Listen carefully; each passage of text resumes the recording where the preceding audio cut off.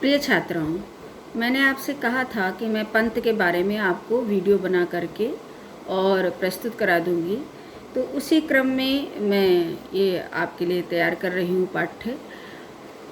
आपको मैंने जब भी कोई कवि पढ़ाया तो ये बताया कि जो भी हम कवि पढ़ने चलते हैं, सबसे पहले हमें उसके देशकाल की परिस्थिति, उसके बारे में, उसकी पारिवारिक पृष्ठभूमि और उसका चिंतन, इतनी चीज़ें हमें जान लेनी चाहिए। क्योंकि जब तक हम इनको नहीं समझेंगे, हमें कवि या कवि की कोई भी कविता समझ में आना बड़ा ही मुश्किल या दुष्कर कार्य हो जाएगा। जैसा कि मैंने आपको बताया था कि पंत छायावाद के कवि हैं। छायावाद के 4 स्तंभों में से ये एक स्तंभ माने जाते हैं, महत्वपूर्ण स्तंभ माने जाते हैं, बल्कि बृहत्त्रयी में भी ये एक माने जाते हैं। तो पंत का छायावाद की दृष्टि से भी बहुत महत्वपूर्ण स्थान है और आगे मैं इनके बारे में जो बताऊंगी तो वो भी बहुत महत्वपूर्ण रहेगा। मैंने प्रसाद पढ़ाते समय भी आपको छायावाद के बारे में बताया था। मैं पंत पढ़ाते समय भी आपको छायावाद के बारे में थोड़ा सा बता रही हूँ, क्योंकि ये जान लेना ज़रूरी होता है कि जिस युग का कवि है वास्तव में वो युग कौन सा था। क्योंकि युगीन जो परिस्थितियाँ होती हैं उसका प्रभाव कविता पर अवश्य अवश्य अवश्य ही पड़ता है।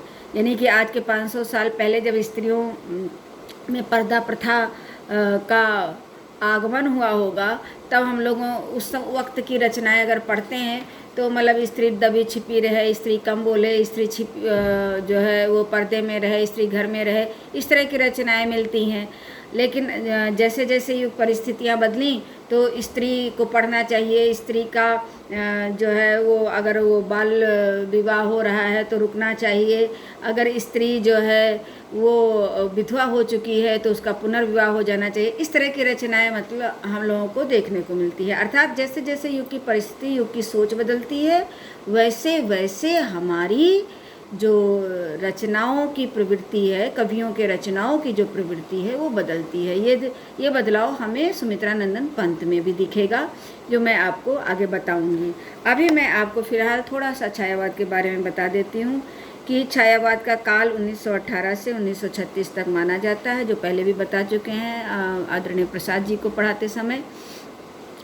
और इस 1918 से 1936 तक के बीच की का जो समय है उसमें राजनीतिक परिस्थिति वही थी, अंग्रेज़ों का शासन था, फूट डालो राज करो की नीति चल रही थी। लेकिन भारत में धीरे धीरे क्रांति की, विरोध की और गांधीवाद की भी चिंगारी पनप चुकी थी और लोग राष्ट्रीयता के प्रति जागरूक हो चुके थे। इसके पहले जो द्विवेदी जी का युग था, उस द्विवेदी जी के युग में हिंदी के सुधार के लिए, भारतीय संस्कार परिष्कार के लिए बहुत सारी रचनाएं लिखी गईं। स्त्रियों के प्रति लोगों का दृष्टिकोण बदला, उसको लेकर के रचनाएं लिखी गईं।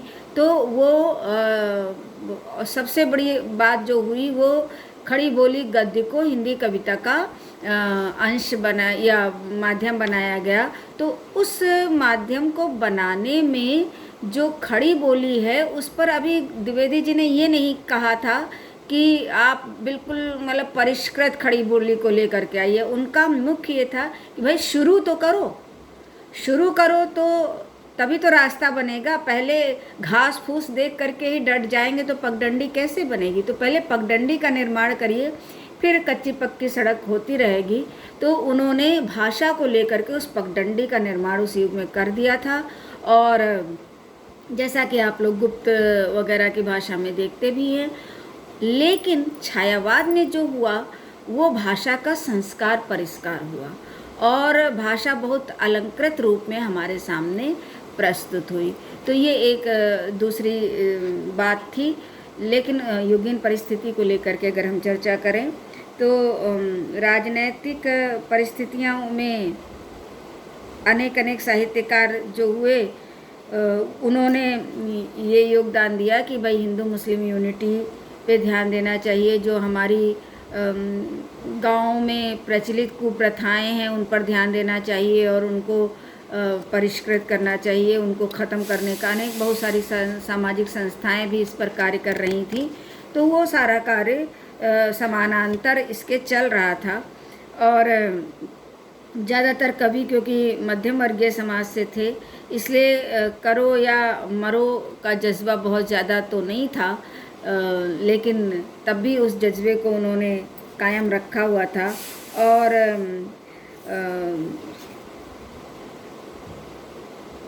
जो सामाजिक परिस्थिति थी उसमें भी आप जान लीजिए कि अंग्रेजी शिक्षा के प्रचार ने भारत के बुद्धिजीवियों को के सोच को नए आयाम देने का महत्वपूर्ण कार्य किया था। यद्यपि अंग्रेजी शिक्षा हमारे लिए नहीं बनाई गई थी, लेकिन कहीं ना कहीं ये एक चीज़ होती है कि जैसे मान लीजिए कि हम किसी को अपने ही कार्य के लिए कोई चीज़ सिखाएं कि भाई ये मेरी सेवा करेगा और ये चीज़ हम इसको सिखा देते हैं। उसके बाद वो चीज़ क्योंकि उसको जब नॉलेज हो गई, इसीलिए हम लोग ज्ञान को, हमारे यहाँ जो ऋषि मुनि हैं, जो हमारे यहाँ के जितने भी पूर्वज हुए हैं, वो ज्ञान को बहुत, शिक्षा को बहुत महत्व देते थे कि कुछ भी हो, कीचड़ में पड़ा हो अगर सोना तो निकाल लें, और किसी देश किसी जाति में भी अगर ज्ञान मिल रहा हो तो जा कर के ले ले, ये हमारे पूर्वज कह कर के गए हैं। तो अंग्रेज़ों ने शिक्षा तो हमको इसलिए दी थी कि हम उनके काम आ सके, उनके क्लर्कियल काम कर सके, उनके जो भी उनके शासन के विकास में योगदान दे सकें, क्योंकि कितने लोगों को वहाँ से लाद करके ब्रिटेन से लाते, तब यहाँ पर काम कराते। तो यहाँ के लोगों से ही यहाँ का काम कराने के लिए उन्होंने शिक्षा दी, पर वो शिक्षा हमारे लिए ये काम आ गई कि हमको समझ में आ गया कि स्वतंत्रता कितनी महत्वपूर्ण है और स्वतंत्रता के लिए हमें युद्ध करना चाहिए। तो ये एक काम हो गया। यद्यपि छायावादी कवियों पर ये आरोप लगाया जाता है कि ये स्व में इतने ज़्यादा आत्म केंद्रित थे कि इन्होंने समाज का चित्रण उतना नहीं किया है। फिर भी मैं यहाँ पर एक डॉक्टर केसरी नारायण जी का, शुक्ल जी का कोट करना चाहती हूँ कि छायावाद के व्यक्तिवाद, आत्माभिव्यक्तिवाद, कलावाद आदि बुर्जुई संस्कृति के विविध रूप हैं। हमारे समाज की व्यवस्था ही प्रतिद्वंद्विता के आधार पर है। आज के समाज के मूल्यांकन का मानदंड अधिकतर स्वायत्त मूल्य के आधार पर है, तो जनहित की अपेक्षा व्यक्तिगत सफलता की भावना प्रमुख हो गई। पूंजीवादी मितव्ययता द्वारा, जिसका आधार ही व्यक्तिगत एकाधिकार है, संगठित समाज में व्यक्ति का प्राधान्य अनिवार्य था। छायावादी कवियों में प्रतिद्वंद्विता या केवल व्यक्तिगत सफलता जैसे भाव कहीं नहीं हैं।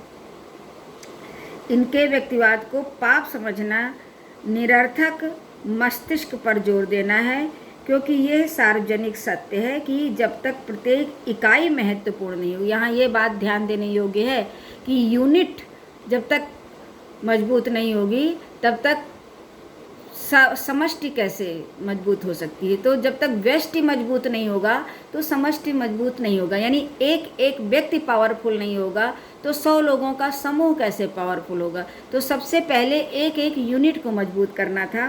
तो जब तक इकाई मजबूत नहीं होगी, कोई भी संघ मजबूत नहीं होगा।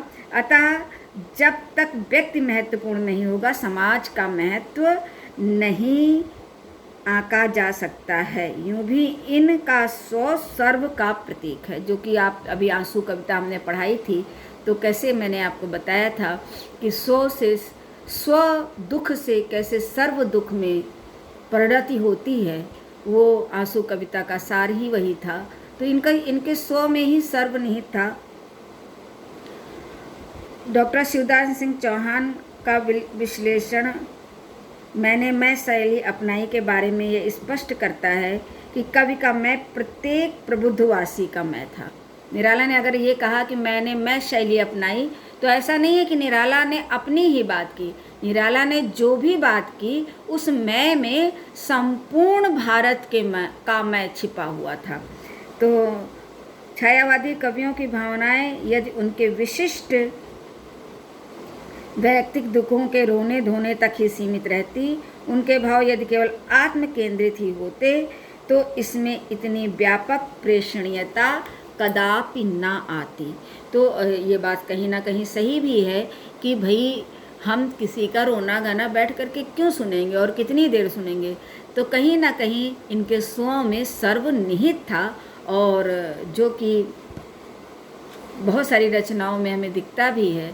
प्रसाद के नाटकों के गीत में भी दिखता है, पंत की भी रचनाओं में दिखता है। महादेवी में उतना नहीं दिखता है, क्योंकि रहस्यवादी इसलिए बृहत्त्रयी कहा जाता है, जो इसमें सुमित्रानंद पंत जी आते हैं, महादेवी जी नहीं आती हैं। तो लेकिन निराला की रचनाओं में बहुत ज़्यादा दिखता है। तो ये रही बात सामाजिक परिस्थिति की। अगर साहित्यिक परिस्थिति की बात करें तो द्विवेदी युग हमने बताया ही कि नैतिकता के गीत गा रहा था। थोड़ा सा इसमें और आगे बढ़े ये लोग, अप्रत्यक्ष रूप से जो है वो साहित्य की गद्य और काव्य दोनों विधाओं में आध्यात्मिक प्रतीकवाद का समावेश हुआ, और स्वच्छंदतावाद की कुछ विशेषताएं इसमें आईं। व्यक्तिक प्रेम की अभिव्यंजना हुई, सौंदर्य के सूक्ष्म चित्र अभिव्यक्त किए जाने लगे, रहस्यवाद हुआ, प्रकृति में चेतना का आरोप हुआ। तो ये सारी चीज़ें जो है थोड़ा सा स्वच्छंदतावाद से उस समय के साहित्य में ली गई हैं। और प्रकृति में चेतना के आरोप को लेकर के अभी आप जब हम पंत पढ़ाएंगे तो देखेंगे आप कि वो प्रकृति के बहुत अच्छे चितेरे माने जाते, चतुर चितेरे कहा जाता है उनको। तो प्रकृति के चतुर चितेरे कवि हैं। ये सारी बातें छायावाद के समय की हैं, जिसकी मुख्य विशेषताओं को अगर हम पॉइंट की बात करें तो पॉइंट में हमें मिलता है कि सबसे पहले तो व्यक्तिवाद की भावना, जिसके कारण लोग कहते हैं कि ये लोग केवल अपनी बात करते थे। तो व्यक्तिवाद था तो, लेकिन वही व्यक्तिवाद जा कर के आगे समष्टिवाद में परिवर्तित हो जाता था। तो ज़्यादातर व्यक्तिवादी साहित्य कहा जाता है। दूसरा प्रकृति का चित्रण बहुत ही व्यापक स्थिति में हुआ है और लगभग सभी ने किया है। प्रकृति के चित्रण में मैं थोड़ा सा और बता देती हूँ आपको कि लक्षण ग्रंथ की सीमाओं से प्रकृति को उबार कर उद्दीपन और उपदेश के कार्य से विस्तार देते हुए इन्होंने यानी छायावादी कवियों ने प्रकृति को अन्य रूपों में भी देखा। छायावादी कवियों को प्रकृति ने सहज ही अपनी ओर आकर्षित किया था। प्रकृति पर चेतना का आरोप कर उसके मानवीकरण की पद्धति छायावादी कवियों की विशेषता है, जिसके द्वारा उसने सर्वात्मवाद की सृष्टि की। प्रकृति में भी मनुष्यों की तरह चेतना है, अनुभव करने का सामर्थ्य है। वो भी हंसती, रोती, शर्माती, मुस्कुराती है। उसके तृण कलिकल के जीवन में भी भावनाओं का ज्वार उठता है। उसकी भी आत्मा है सरिता के भी, जिनसे सरिता है सरिता, जल जल है, लहर लहर रे, गति श्रेष्ठ चिर भरिता। ये पंत की ही रचना है, इसलिए मैंने पढ़ दी। और प्रकृति के इस मानवीकरण के रूप की जो पहली रचना, जिससे कि निराला जी कहते हैं कि मैं छायावाद का प्रवर्तक हूँ, वो थी जूही की कली।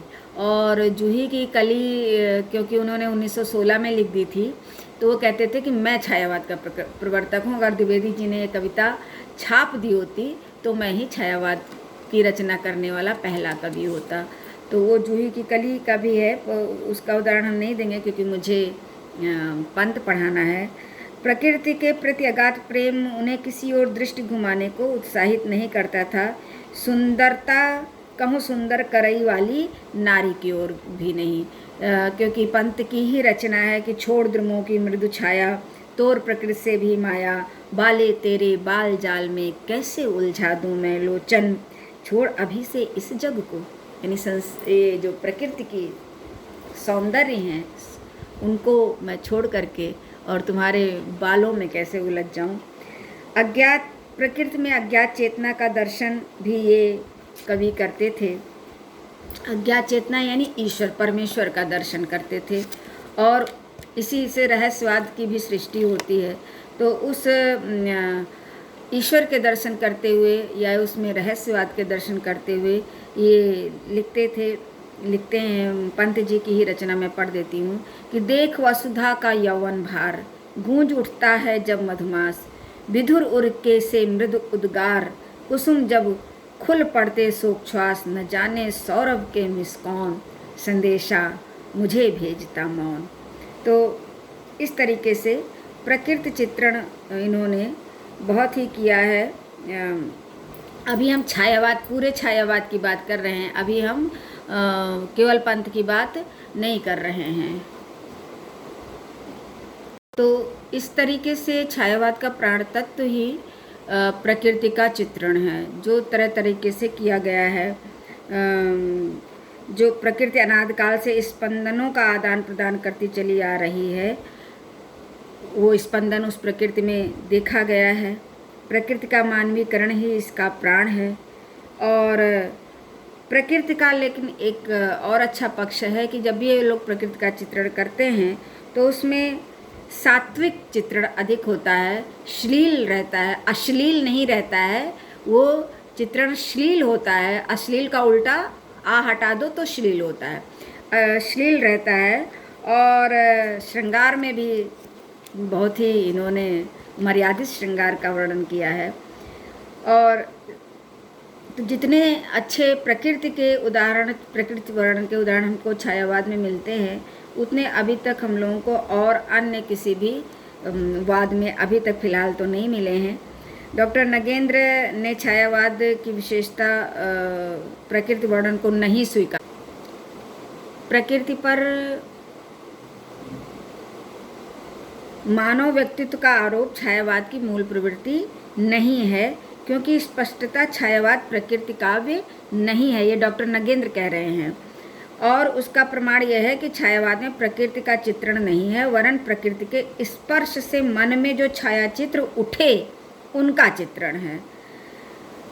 लेकिन डॉक्टर केशरी नारायण शुक्ल इस प्रवृत्ति को गौण रूप में स्वीकार भी करते हैं। वो कहते हैं प्रकृति का छायावादी काव्य के बीच पर्याप्त मात्रा में वर्णन हुआ है, फिर भी उसमें प्रकृति प्रधानता नहीं है, प्रकृति की स्वतंत्र सत्ता का आभास कम मिलता है। उपर्युक्त विचार, ये सारे जो हमने दो विचार कहे हैं, ये एकांगी हैं, क्योंकि मानवीकरण एक अलंकार है और प्रकृति के मानवीकरण के जितने सुंदर उदाहरण इस युग में मिलते हैं, मतलब प्रकृति के संवेदनात्मक रूप, उसका उद्दीपन रूप, उसका अलंकरण, जिस भी तरीके से प्रकृति का रहस्यवाद, ये सब कुछ जितना छायावाद में मिलता है उतना अन्य किसी काव्य में जल्दी नहीं मिलता है।